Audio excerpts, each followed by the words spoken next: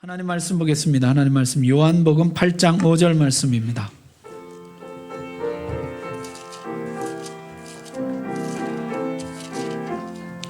신약성경 157쪽 요한복음 8장 5절 말씀. 하나님 말씀 봉독할 때 우리 다 함께 자리에서 일어나셔서 한 목소리로 봉독하겠습니다. 시작. 모세는 율법에 이러한 여자를 돌로 치라 명하였거니와 선생은 어떻게 말하겠나이까. 아멘. 어느 날 사람들이 가늠하다 현장에서 잡힌 여자를 예수님께 데려왔습니다.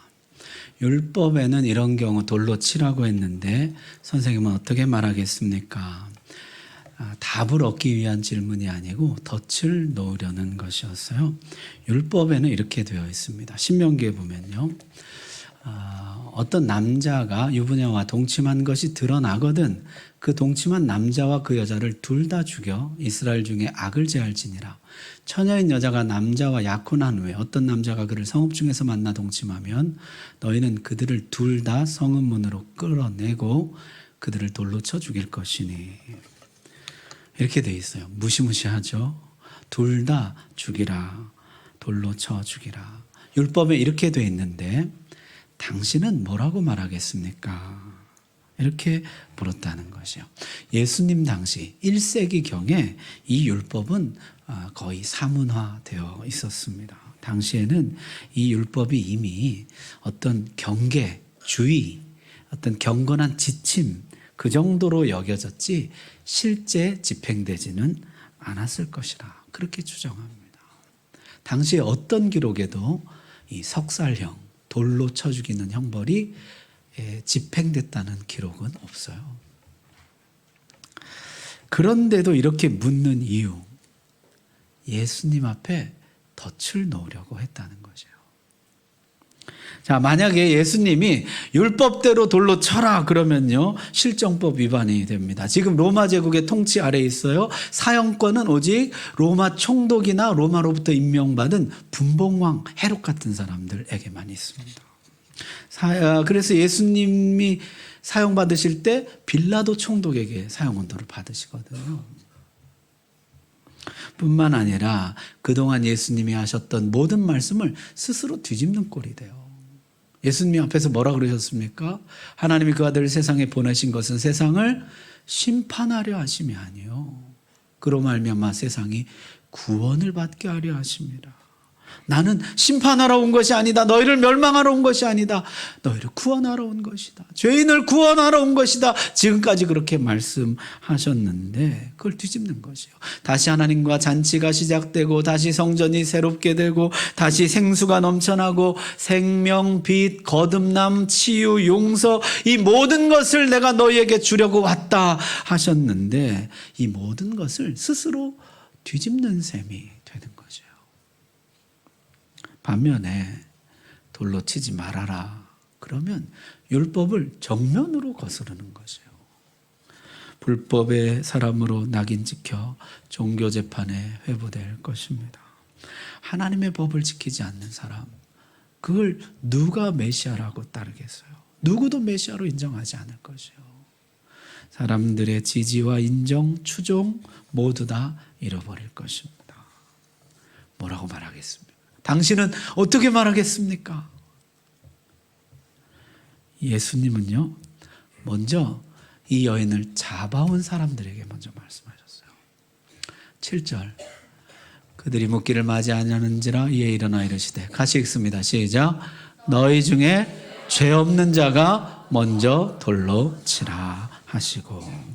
아멘. 죄 없는 자가 먼저 돌로 치라. 이 말씀은요 신명기에 근거하고 있어요. 신명기 말씀은 이렇습니다. 이런 자를 죽이기 위하여는 증인이 먼저 그에게 손을 댄 후에 뭇백성이 손을 댈지니라. 너는 이와 같이 하여 너희 중에서 악을 제할지니라. 증인이 먼저 돌을 던지라는 것이에요. 증인의 책임을 무겁게 하는 것이죠. 만약에 이 증인이 거짓으로 증언한 것이 밝혀지게 되면 이 증인은요 죄인에게 내려진 형벌을 자신이 받아야 됩니다. 사형이면 사형, 눈에는 눈, 이에는 이 그대로 자신이 받아야 돼요. 참된 증인이어야 한다는 것입니다. 내가 참되다는 것을 먼저 하나님 앞에 선언한 후에 돌을 던지라는 거죠. 자, 그런데 예수님은요, 증인이 먼저 던져라 그러질 않고 누가 먼저 던져라 그랬어요? 죄 없는 자가 먼저 던지라는 거죠. 이 죄와 무관한 자, 이 죄에 가담하지 않은 사람 먼저 던져라 하셨어요. 자, 여러분, 간음죄라는 것은요, 혼자 저지르는 죄가 아닙니다. 상대가 있잖아요. 그런데 지금 상대 남자는 잡아오지 않고 여자만 잡아왔다는 것이에요. 남자가 혼자서 도망쳐버린 것인지, 만약에 그랬다면 끝까지 추적해서 잡아와야죠. 아니면은 남자는 슬그머니 놓아준 것인지 모릅니다. 지금처럼 당시에도 간음죄에 관해서는 여성들보다 남성들에게 관대한 인식을 가지고 있었어요. 어쨌든 이 사람들이 여자만 잡아왔다는 것이에요. 자, 이들의 목적이 정말 정의의 실현이었다면, 하나님의 법의 거룩한 실천이었다면, 정말 거룩한 하나님의 나라, 거룩한 공동체가 목적이었다면 어떻게든 둘 다 하나님의 법 앞에 세웠어야죠. 하나님도 그렇게 말씀하셨잖아요. 둘 다 끌어내라고, 둘 다 처벌하라고. 그런데 사실 이들이 여자를 잡아온 목적이 뭐였습니까? 덫을 놓기 위한 것이, 예수님께 덫을 놓기 위한 것. 저들은 이 죄가 하나님이 얼마나 싫어하시는 죄인지, 하나님의 거룩하심이 어떤 것인지, 죄가 거룩한 백성들의 삶을 어떻게 무너뜨리는지, 얼마나 하나님의 백성의 영혼을 곤고하게 하는지, 거룩한 공동체를 어떻게 망가뜨리는지, 그런 것에는 관심이 없었습니다. 오직 어떻게 하면 예수를 잡을까? 이 죄를 이용해서 덫을 놓을까? 이 여자의 약점을 잡고 예수를 사냥하려고 했다는 것이에요. 그래서 자신들의 지위와 기득권을 유지하고자 했다는 것입니다. 여러분, 우리는 여기에서 죄를 대하는 자세에 대해서 배우게 됩니다. 다른 사람의 죄를 대하는 자세. 실컷 욕하고 비난하고 돌을 들고 그랬는데 그것이 하나님의 거룩하심이 훼손된 것에 대한 분노인 거나, 그 죄가 그 사람의 인생을 무너뜨릴 것에 대한 안타까움이 아니라, 그 사람의 약점을 쥐고 그 사람의 죄를 이용해서 그 사람을 깎아내리고 나는 그렇지 않다는 것을 은근히 과시하는 목적으로 이용하려는 것은 아닌가 돌아봐야 되는 것이요. 돌을 들기 전에 내가 지금 왜 이렇게 흥분하지? 저 사람의 죄를 대하는 나의 태도, 나의 마음의 이 정체가 무엇인지를 한번 정확히 돌아봐야 돼요. 내가 이렇게 분노하는 이유, 거룩을 향한 갈망인가? 그 죄에 나의 죄를 더하는 것은 아닌가? 먼저 돌아봐야 된다는 것이에요. 다른 사람의 죄에 대해서 성경은 이것이 바른 자세라 이렇게 가르칩니다. 갈라디아서 말씀 우리 같이 한번 읽겠습니다. 시작. 형제들아, 사람이 만일 무슨 범죄한 일이 드러나거든 신령한 너희는 온유한 심령으로 그러한 자를 바로잡고 내 자신을 돌아보아 너도 시험을 받을까 두려워하라. 너희가 짐을 서로 지라. 그리하여 그리스도의 법을 성취하라. 아멘. 만일 범죄가 드러나면, 이웃의 범죄가 드러나면 어떻게 하라고요? 온유한 심령으로 바로잡아 주어라. 이렇게 되어 있어요. 온유한 심령으로 바로잡아 주어라. 돌을 들지 말고 온유한 심령으로 그 사람 바로잡아 주어라. 그리고 너 자신을 돌아보라. 너도 얼마든지 같은 죄에 노출될 수 있다는 것을 기억하고 주의하라는 것이에요. 네가 그 죄를 안 진 것은 상황이 안 됐기 때문이지. 너도 같은 상황에 노출된다면은 너도 그 죄를 범할 수 있다는 것을 기억하라. 그리고 그 다음에 중요합니다. 뭐라 그랬어요? 너희가 짐을 서로 지라. 마치 그 죄가 내 죄인 것처럼 내가 짊어지고 하나님 앞에 나가는 것이에요. 하나님 이 죄를 용서해 주십시오. 하나님 이 사람 용서해 주십시오. 마치 그것이 내 죄인 것처럼 죄의 짐을 지고 하나님 앞에 나아가라는 것이에요. 그리하여 그리스도의 법을 성취하라는 것입니다. 그것이 그리스도의 법이에요. 그것이 그리스도가 내 죄를 용서하신 방법입니다. 주님이 내 죄를 대신 짊어지고 내 죄를 대신 용서해 주신 것이에요. 그렇게 너희가 그리스도의 법을 성취해 가라 하시는 것이요.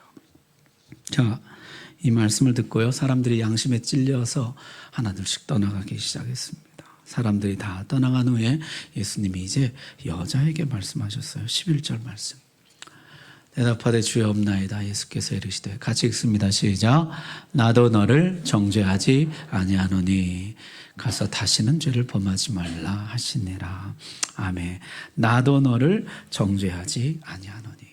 예수님이 여자에게 하신 말씀이에요. 자, 여러분, 여기에서 여자에게 돌을 던질 수 있는 유일한 한 사람 누구일까요? 예수님이죠. 아무 죄도 없으신 분, 거룩을 향한 진정한 갈망을 가지신 분, 모든 사람을 순수한 동기로 대하시는 분. 그런데 예수님이 이렇게 말씀하세요. 나도 너를 정죄하지 아니하노니. 여러분, 우리는요, 여기서 나의 죄를 어떻게 다루어야 하는가를 배우게 됩니다. 다른 사람의 죄를 다룰 때는 어떻게 하라고요? 온유한 심령으로 바로잡아 주어라. 너희가 짐을 서로 져주어라. 그게 다른 사람의 죄를 대하는 태도예요. 그런데 여기서 나의 죄를 대하는 태도는 뭐예요? 첫 번째는 용서받음의 확신을 가져야 한다는 것이에요. 나도 너를 정죄하지 아니하노니. 이 말씀을 믿음으로 받아들여야 한다는 것입니다. 여러분, 이제 곧 주님은 다음에 가서 다시는 죄를 범하지 말라 말씀하십니다. 다시는 죄를 범하지 않는 것보다 더 중요하고 먼저 해야 될 일이 있어요. 그것은 뭐냐면 주님이 나를 정죄하지 않고 용서하셨다는 사실을 받아들이는 것입니다. 나는 용서받았습니다. 나는 주님께 용서받았습니다. 그것을 먼저 받아들이는 것이 중요하다는 것이에요. 그래서 성경은요, 이 사실을 감격스럽게 진술합니다. 로마서 8장입니다. 누가 능히 하나님께서 택하신 자들을 고발하리요? 의롭다 하신 이는 하나님이시니 누가 정죄하리요? 누가 고발하리요? 누가 정죄하리요? 하나님이 용서해 주셨는데 누가 정죄할 수 있겠느냐? 천사들이나 권세자들이나 어떤 피조물이라도 나를 정죄할 수 없다는 것이에요. 여러분, 이게 중요한 이유가 뭘까요? 고발자가 있기 때문이에요. 정죄자가 있기 때문이에요. 계시록에 이렇게 말씀합니다. 그 고발자가요, 내가 또 들으니 하늘에 큰 음성이 있으러 이르되 이제 우리 하나님의 구원과 능력과 나라와 또 그의 그리스도의 권세가 나타났으니 우리 형제들을 참소하던 자 곧 우리 하나님 앞에서 밤낮 참소하던 자가 풀려났고. 거기 보면 사탄의 정체를 밝히는데요, 사탄의 정체가 뭐예요? 참소하는 것이에요. 참소하는 것이에요. 계속 고발하고 정죄하는 것이에요. 하나님 앞에서, 그리고 또한 우리 앞에서 계속해서 참소합니다. 고발하고 정죄합니다. 넌 죄인이야. 너는 용서 못 받아. 넌 더러워. 넌 무가치해. 너는 하나님도 싫어해. 너는 잘못 태어났어. 넌 차라리 죽는 게 나아. 끊임없이 참소하는 것이에요. 여러분이 마귀의 참소가 얼마나 무서운지 알아요? 성경에 보면 욥이라는 아주 믿음의 사람이 있거든요. 이 사람조차도 이 참소에 영향을 받아요. 그래서 탄식하는데 뭐라고 탄식하냐면, 내가 난 날이 멸망하였더라면, 그 날이 캄캄하였더라면, 내가 차라리 태어나지 말았더라면, 내가 차라리 어려서 죽었더라면. 마귀가 계속해서 참소하는데요, 영향을 받아요. 내 영혼이 침식당해요. 나도 모르게요. 그래, 나 같은 건 하나님도 싫어해. 나 같은 건 무가치한 인생이야. 차라리 태어나지나 말걸. 차라리 죽는 게 나아. 영향을 받아요. 여러분, 마귀는 우리의 범죄 현장을 알까요? 물론 알죠. 그 현장에서 우리를 잡아다가 끌어옵니다. 보라고, 이런 죄를 짓는 인간이라고. 여기 현장에서 내가 잡아왔습니다. 이런 죄를 짓는 인간입니다. 이 인간이 참소하는 것이에요. 그때 예수님의 말씀이 뭐예요? 나도 너를 정죄하지 아니하노니. 아멘. 여러분, 이 말씀 믿음으로 받으시기 바랍니다. 나도 너를 정죄하지 아니하노니. 여러분, 자기 자신의 죄를 볼 때 어때요? 너무 더럽죠. 내 자신이 너무 비참하고 초라하죠. 내 자신이 너무너무 싫어지잖아요. 그때 마귀가 귀에다 속삭여요. 그는 본질이 참소하는 자입니다. 그때 여러분, 마귀의 음성이 아니라 주님의 음성을 들으시기를 바랍니다. 나도 너를 정죄하지 아니하노니. 예수님이 나를 용서해 주셨습니다. 나는 용서받았습니다. 나는 예수님 안에서 하나님의 자녀가 되었습니다. 예수님이 나에게 오신 것은 나를 심판하러 하심이 아니요, 나를 멸망시키려 하러 오심이 아니요, 나를 구원하러 오심인 줄 믿습니다. 아멘. 자, 그리고 나서 하시는 말씀 11절 이어서 가서 다시는 죄를 범하지 말라.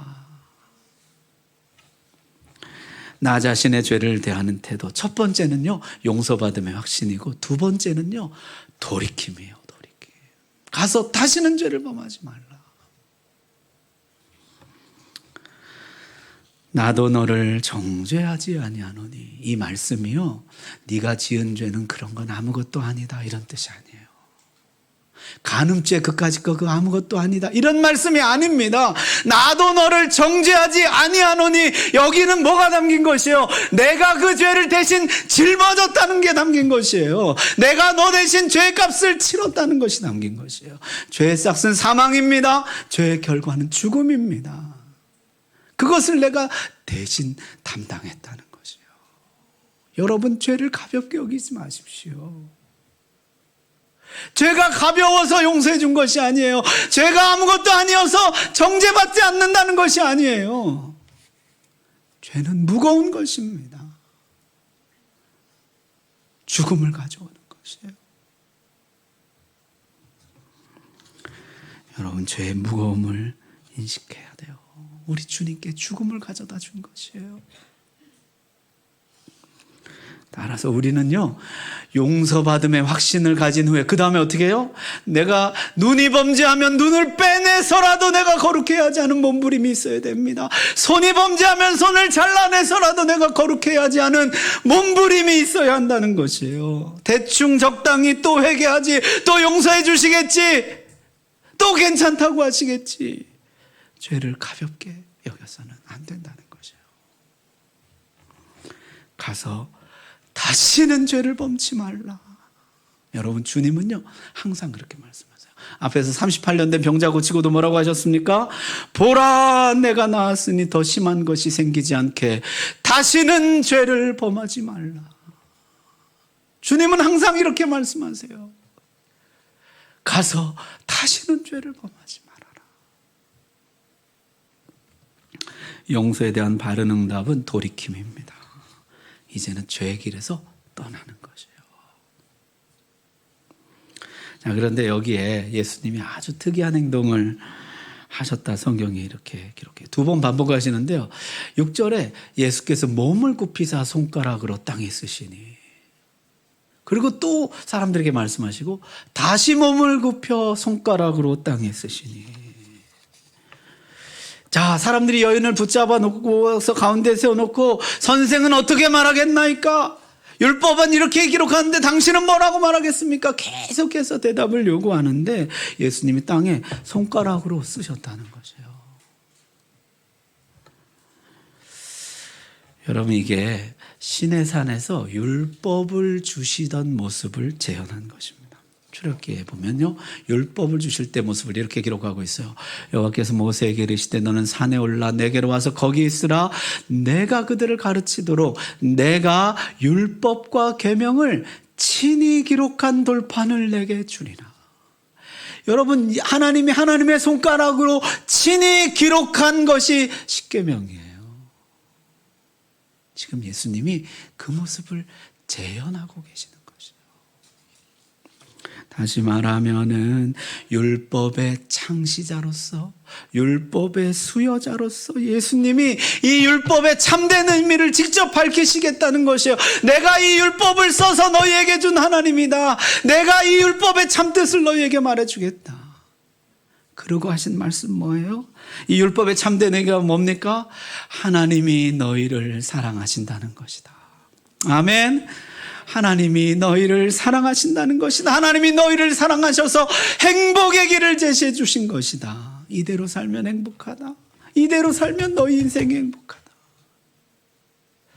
행복의 길, 그것을 하나님이 우리에게 가르쳐 주신다는 것이요. 그런데 만약 너희가 이 길에서 떠나서 공경에 처했다면, 너희가 만약 이 길에서 떠나서 어려움을 만났다면 결코 잊지 말아라. 내가 이미 너희를 용서할 작정을 하고 있다는 것을 잊지 말아라. 너희가 이미 독생자 안에서 용서받았다는 것을 잊지 말아라. 그것을 가르쳐 주신다는 것이에요. 나는 이미 너희를 용서하였다. 그러니 다시 일어나 죄의 길에서 떠나서 다시 일어나서 거룩한 날개짓을 하라. 다시 일어나서 거룩의 길로 다시 돌아가라. 이것이 율법을 주신 참된 마음이라는 것이에요. 이것이 하나님이 율법을 창시하시고 우리에게 주신 하나님의 마음인 것입니다. 여러분, 이 마음은요, 이미 호세아 선지자를 통해서 하나님이 널리 보여주셨어요. 자, 호세아가 가늠한 여인과 결혼하죠. 이 여인은요, 심지어 사생아, 다른 사람의 아이를 낳았어요. 그런데도 이 호세아가 가서 데려오고 그럼 또 나가고 그래요. 나중에는 어떻게 됩니까? 모든 사람에게 이 여자가 버림받습니다. 그러니까요, 이 호세아가 가서 돈을 주고 자기 아내를 되사와요. 그리고 나서 하는 말이 이것이에요. 우리 같이 한번 읽겠습니다. 시작. 내가 내게 장가들어 영원히 살되 공의와 정의와 은총과 긍휼이 여김으로 내게 장가들며 진실함으로 내게 장가들리니 내가 여호와를 알리라. 아멘. 내가 너와 너에게 결혼하여 영원히 너의 참 남편이 될 것이다. 공의와 정의의 남편이지만 또한 긍휼과 은총의 남편이 될 것이다. 끊임없이 너에게 거룩을 요구할 것이지만 그러나 또한 내가 끊임없이 너를 용서하고 사랑할 것이다. 나는 너에게 그런 남편이 될 것이다. 이게 하나님의 마음이라는 것이에요. 이게 율법을 주신 하나님의 마음이라는 것입니다. 말씀 마치겠습니다. 여러분, 오늘 굉장히 중요한 주제인데요. 죄를 대하는 태도예요. 죄를 어떻게 대할 것인가? 첫 번째, 남의 죄. 남의 죄를 대하는 태도는 무엇이어야 합니까? 온유한 심령으로 바로잡으라는 것이에요. 온유한 심령. 그리고 서로 짐을 지라. 그 죄가 마치 내 죄인 것처럼 그 죄를 대신 짊어지고 하나님 앞에 나가 회개하라는 것이에요. 그리하여 그리스도의 법을 성취하라. 그게 다른 사람의 죄를 대하는 태도예요. 자, 두 번째, 나의 죄를 대하는 태도는 어떤 것이에요? 용서받음의 확신이에요. 나도 너를 정죄하지 않아. 여러분, 끊임없이 참소 들려올 것이에요. 끊임없이 정죄 들려올 것이에요. 그때 여러분, 먼저 해야 될 건, 내 죄에 대한 첫 번째 태도, 용서받음에 대한 확신이에요. 주님이 나를 용서해 주신 줄 믿습니다. 내 죄는 이미 용서받은 줄 믿습니다. 여러분, 그게 흔들리면 안 돼요. 그게 가장 중요한 거죠. 그리고 두 번째, 가서 다시는 죄를 범하지 마라. 죄의 길에서 떠나라는 거죠. 돌이켜라. 마귀는 오늘도 현장에서 죄인들을 잡아옵니다. 나를 잡아오고 너를 잡아와요. 참소합니다. 고발하고 정죄합니다. 여러분, 마귀의 음성을 듣지 말고 주님의 음성 들으시기를 바랍니다. 죄를 어떻게 다루는지 오늘 주님이 가르쳐 주셨어요. 주님의 마음을 우리에게 가르쳐 주셨어요. 주님, 새해 우리가 죄와 싸워 이기게 하시고 죄를 다룰 때 주님의 이 마음으로 남의 죄, 나의 죄 다루어서 승리하는 한 해가 되게 하여 주옵소서. 우리 다 같이 기도하겠습니다.